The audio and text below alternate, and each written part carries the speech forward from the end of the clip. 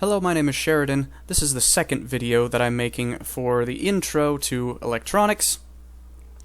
So this video is just going to cover some of the more technical aspects of falstad to help users observe and control their circuit simulations. And by the next video, we will actually be getting into electronics. So I'm just going to use our example circuit to identify some of the features. So what we have going on here is our LRC circuit. It's not really important that you know how this circuit works at this time, but I'm going to sort of explain some of the features that are currently active in this simulation. So the first thing I'd like to talk about is the scopes. These are our scopes. If you know what an oscilloscope is, they're just they're an electrical measurement device that will record histories of values in a circuit. So the nice thing about falstad, compared to breadboarding, is that oscilloscopes can't really directly measure current. Falstad scopes, they can display current as a value. In fact, I don't actually know of any other simulator that can do that. Anyways, these are our scopes, and when we mouse over the scope, you'll see that a component in the circuit turns blue. And different scopes make different components turn blue. That's because they are tied together. And you can click on just about any component except for the switch, I think. Actually, you can do that with the switch. I did not know that. You can view switches in scopes. You can just click on just about any component in the circuit and right-click and click on View in Scope, and it will create a new scope drawing so we can observe the component. And to remove scopes when you have too many, you can just right-click on the scope and click on Remove Scope. And to get them back, View in Scope, View in Scope, View in Scope. Super simple. One thing to note is that the addition and subtraction of scopes does not change anything to do with the time, even though the scope will have a definite endpoint. That does not mean the simulation began there. That means this is where the scope started. Speaking of time, I think one of the most important features of falstad is its ability to change time. Time is very important when it comes to electronics because one of the major reasons that we use electronics to perform some of our most essential functions is their extreme precision and speed at which things react. Sometimes mechanical reactions take quite a bit of time, but electrical reactions can happen in a very, very, very short amount of time.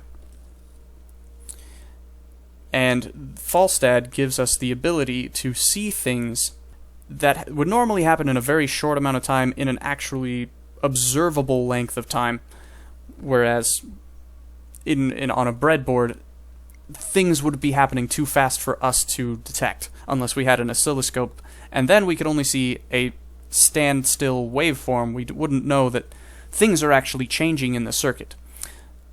So falstad tells us what is changing in a circuit as the time progresses, and how much it's changing, how fast. So there are two major ways to control time in falstad circuit simulator. One is by the simulation speed. This is just a sort of rudimentary adjusting the speed at which time goes by. And we have over here our time measurement. We can also bring that down so we have more workspace. We have our time measurement, so time is actually being counted slower than in real time. As you can see, it's taking about 10 seconds to observe 1 second.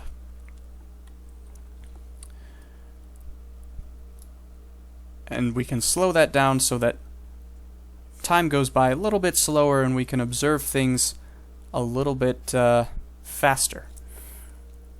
The other way to control time, this is a parameter called time step size. So this parameter you would only change if you're dealing with unusual frequencies. Say, for example, you're troubleshooting audio issues in a circuit. You're generally going to be working less than 20,000 hertz. And so,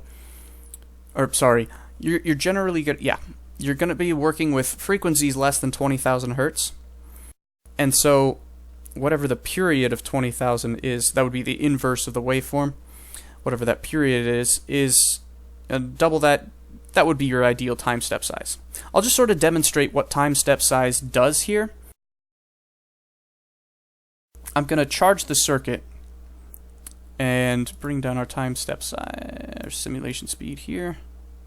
I'm going to charge up the circuit and then let it run. I'm going to actually edit this to make it a little bit... This will make the oscillations last a little bit longer. I'll actually just go over what I did because I wanted to cover that too. So to edit a component's value, you just right-click, click on Edit, and it will come up with all the features that are available for that component to be edited. So I will reset our circuit here. And then we're back into the oscillations.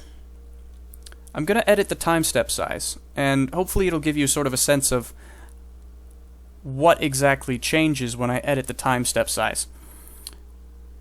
I'm going to triple it by bringing it up to 15 microseconds of time step. And so what happens is our waveform gets faster. However, the actual frequency isn't changing. All that's happening is that we're observing a frequency go by faster.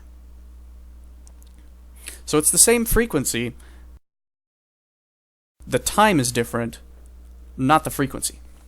That can be a little bit confusing. I'm gonna edit it the other way, and I'm gonna make it 3 microseconds. So now we're observing the same frequency but slower, and so you get a bigger waveform, not because the frequency has decreased, but because the amount of time we're observing it with has slowed down. The two ways of controlling time you can sort of think of time steps as the frame rate of the simulation, and then you can think of the simulation speed as how fast it's going through each frame. So for every time step, it calculates all the values for each of these components, and then it calculates all those values again, and those two sets of calculations are separated by the amount of time in the time step. I hope that makes sense later, because it's a little bit confusing to understand. It's okay if you don't entirely understand it. If you just follow along in the videos, hopefully it will become clear. I can try to put it this way. Let's see. So, if we have a frequency like this, where it's very hard to make out the details of the wave, we change our time step. Let's bring that down to 1 microsecond. And so now that the flow of time is a little bit slower, we get a nice, smoother waveform that we can more easily see. So anytime you get a high running frequency, you just lower your time step, and the view in the scope becomes a little bit more lengthened and more clear. The simulation does go slower though, but you can always change your simulation speed. We covered editing components. We got adjustables. The falstad does have a feature where you can adjust instead of right-clicking and editing the component's value.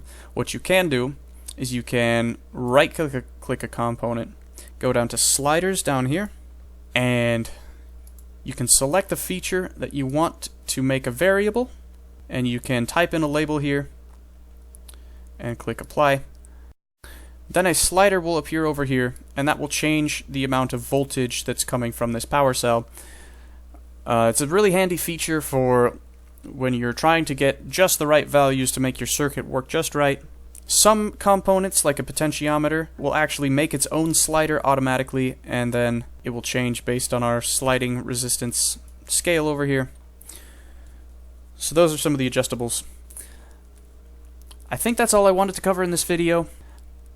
I hope you will follow along as I create more videos. Don't forget to like and subscribe, and don't shock yourself.